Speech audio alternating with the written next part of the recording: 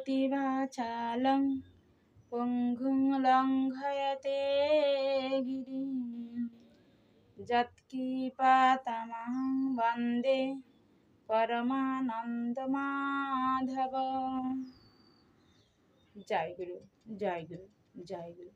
নিগম ঠাকুর শ্রী শ্রী নিগমানন্দদেব চ্যানেলে নিগম পরিবারের প্রত্যেক ভক্ত শিষ্যদের জানাই আমার সাদর অভিনন্দন ও জয় গুরু, জয় গুরু, জয় মা সম্ভাষণ।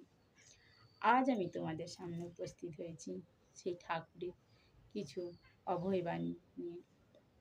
ঠাকুর এবং ঠাকুরের পার্শ্বদরা ঠাকুর সম্বন্ধে কিছু লিখে গেছেন। ঠাকুরের প্রাণপ্রিয় ভক্তরা সব সময় চেয়েছেন ঠাকুরকে নিয়ে বেঁচে থাকতে। তারা ঠাকুরের মাধ্যমে ঠাকুরের কথাবার্তা নিয়ে, ঠাকুরের লেখনী নিয়ে চর্চা করতে। তাই পাঠ শুরু করার আগে আমি ঠাকুরের শ্রীরাঙ্গা চরণে কোটি কোটি অনন্ত ভক্তি বিনম্র প্রণাম জানিয়ে, আমার মা সুধাংশুবালা মায়ের চরণে প্রণাম জানিয়ে, সাধু সন্ন্যাসী অন্তেবাসী সকলের চরণে যথাযোগ্য প্রণাম জানিয়ে আজ আমি তোমাদের সামনে পড়ব অক্ষয় তৃতীয়া সম্বন্ধে। ঠাকুর আমাদের সেই প্রথম অক্ষয় তৃতীয়াতে মঠ স্থাপন করেছিলেন। অক্ষয় তৃতীয়াতে 21টি রকমের পর্যায় আছে। আমি তো সব পর্যায় অভিনয় করতে পারবো না, তাই আমি যে কোনো একটি পর্যায় নিয়ে পৌরাণিক কাহিনী নিয়ে তোমাদের সামনে উপস্থিত হয়েছি। আমি যে কোনো একটি পৌরাণিক কাহিনী তোমাদের সামনে উপস্থাপনা করব, যাতে তোমরা জানতে পারো অক্ষয় তৃতীয়া শুধু ওই দিনটা শুধু একটি দিন নয়, যা আমরা করব সেটাই অক্ষয় হয়ে থাকবে। পাপ কাজ করি কিংবা পুণ্য কাজ করি, সমান দৃষ্টিতেই ঠাকুর দেখেছেন। পাপেরও যেমন ফল, পুণ্যেরও ঠিক আমরা তেমনই ফল পাব। তাই আমি একটি পৌরাণিক কাহিনীর মাধ্যমে জানব যে অক্ষয় তৃতীয়া দিনটি কেমন। অক্ষয় তৃতীয়ার একটি পৌরাণিক কাহিনী।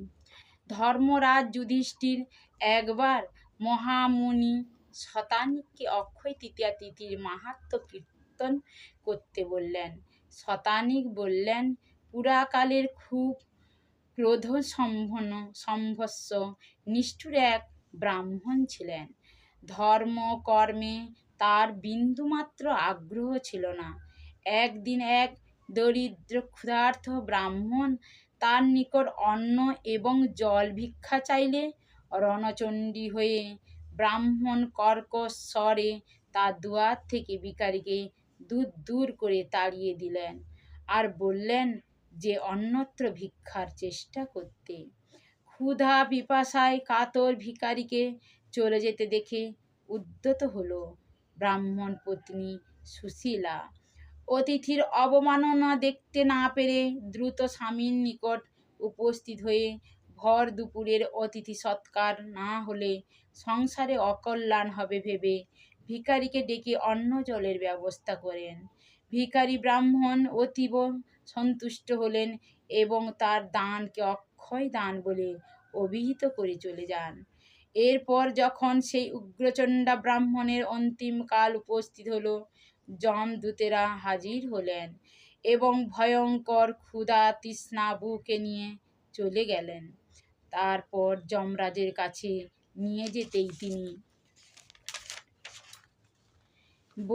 বললেন, ইনি খুবই পুণ্যবান ব্যক্তি। ইনার পত্নী ক্ষুধার্ত ব্রাহ্মণের মুখে জল খাদ্য জুগিয়েছেন।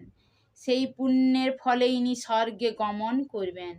অবশেষে পত্নীর পুণ্যের ফলে তিনি পুনর্জন্ম লাভ করলেন। এই জন্মে অক্ষয় তৃতীয়ার ব্রত করে যশস্বী হলেন। সত্যযুগের শুরু হয় অক্ষয় তৃতীয়ায়। কৃষি প্রধান দেশে ভারতবর্ষে অক্ষয় তৃতীয়ার দিনটিকে ধরিত্রী দেবী পুজো অনেকেই করেন। অনেক জায়গাতেই উৎসাহ উদ্দীপনার সঙ্গে পালন করা হয়। দ্বাপর যুগের কথা। বাল্য সখা শ্রীকৃষ্ণের সঙ্গে দেখা করতে বৃন্দাবন থেকে সুদূর দ্বারকা এলেন সুদামা। দরিদ্র ব্রাহ্মণ প্রিয়তম সখার জন্য কাপড়ের পুটুলিতে বেঁধে এনেছিলেন 3 মুঠো তণ্ডুল।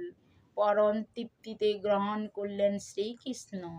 কিন্তু সুধামা তার অভাবের কথা কিছুতেই প্রকাশ করতে পারলেন না। অন্তর্যামী সবটা বুঝে নিলেন। সুদামা বাড়ি ফিরে দেখলেন তার পণ্য কুটিরের পরিবর্তে এক সুরম্য বাসগৃহ। পৌরাণিক কাহিনী অনুযায়ী অক্ষয় তৃতীয়ার দিনটিতেই সুধামার দারিদ্র দূর হয়।